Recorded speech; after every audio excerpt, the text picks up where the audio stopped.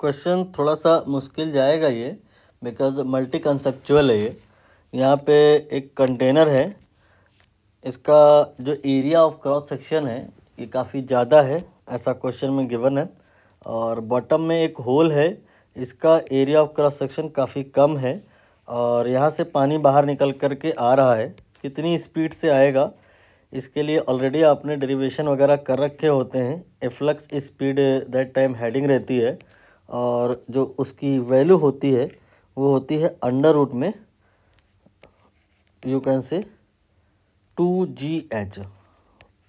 बहुत आसान सा फॉर्मूला है, इसलिए इसे याद भी किया जा सकता है और करना ही होता है। H यहाँ पर हाइट है, जिस हाइट तक आपने पानी भर रखा है। इसमें कोई संदेह नहीं कि पानी की हाइट धीरे धीरे कम होगी तो एफ्लक्स स्पीड भी कम होगी। ये यूजुअल स्टोरी है जो आप सबको ही पता रहती है। आगे की कहानी यहाँ ये है कि ये जो टैंक है जिसमें ये पानी बाहर आ रहा है बॉटम के होल से, ये एक सरफेस पे रखा हुआ है और ये सरफेस स्मूथ है। तो होगा क्या कि जब ये पानी बाहर निकलेगा तो पानी में मास है, पानी में वेलोसिटी है, मतलब पानी में मोमेंटम है। और मोमेंटम अगर बाहर निकला है तो मोमेंटम बैकवर्ड डायरेक्शन में कंजर्व करने के लिए प्रोड्यूस होगा और रिकॉइलिंग होगी। यहाँ ये कंटेनर पीछे की तरफ कुछ वेलोसिटी से जाने लगेगा, लेकिन जाएगा नहीं, क्योंकि ये जो सरफेस है ये आपकी स्मूथ नहीं है। अगर स्मूथ होगी तो क्वेश्चन ये बनेगा कि ये कंटेनर किस स्पीड से पीछे जाएगा, बट ये स्मूथ नहीं है सरफेस, ये रफ़ है। तो यहाँ पर फ्रिक्शन जो है इसको आगे पीछे की तरफ रिकॉइल होने से प्रिवेंट कर लेगा। और यहाँ पर इसमें पीछे से जो फ्रिक्शन आएगा फॉरवर्ड डायरेक्शन में, वही हमें यहाँ पे बताना है। ठीक है, कुल मिला करके अगर हम कंटेनर को एक पॉइंट से रिप्लेस करें या एक ब्लॉक से रिप्लेस करें तो इस ब्लॉक पे दो प्रकार के फोर्स लगेंगे। एक तो फोर्स कौन सा, वो जो पानी के निकलने की वजह से पीछे के डायरेक्शन में लग जाएगा, और दूसरा इसको प्रिवेंट करने के लिए जो फ्रिक्शन आएगा वो आगे की तरफ लग जाएगा, और इन्हीं दोनों के बीच में बैलेंस होगा।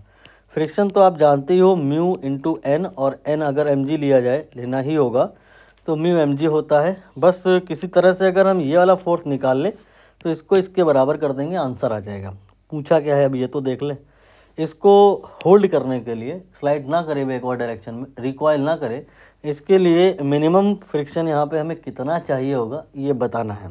ठीक है, तो यहाँ पे जो पानी ये निकला है इसकी वजह से बैकवर्ड डायरेक्शन में जो रिकॉइलिंग होगी, रिकॉइलिंग फोर्स होगा, वो हमें एनी हाउ निकालना है।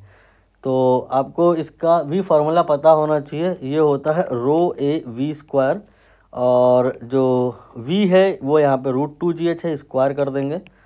a यहाँ पे एरिया है, तो ये आ जाएगा 2ρAGH। This is the amount of force जो लगेगा इस पे पीछे की डायरेक्शन में, और फ्रिक्शन होगा ये म्यू mg के बराबर।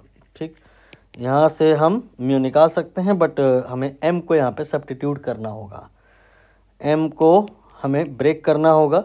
मास जो होता है वो आपका g कैंसिल कर दो, मास जो होता है वो होता है वॉल्यूम इंटू डेंसिटी। तो 2ρAH डिवाइडेड बाय मास, जो कि होता है वॉल्यूम इंटू डेंसिटी। डेंसिटी जैसे ही रखेंगे तो ये कैंसिल हो जाएगा, और ये आ जाएगा 2 देन A देन H, और इसके बाद जो A आए वॉल्यूम आएगा वो हो जाएगा आपका, यहाँ पे वॉल्यूम कौन सा, लेकिन ये तो देख लो, वॉल्यूम आपका मास कौन सा था, ये वाला।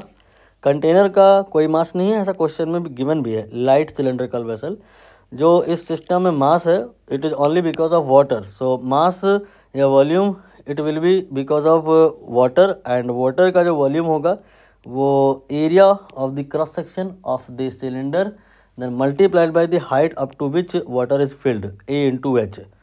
देन इसके बाद में आप यहाँ H से H को कैंसिल कर दो। आई थिंक आंसर आ गया है 2 देन छोटा a देन डिवाइड बाई बड़ा वाला a।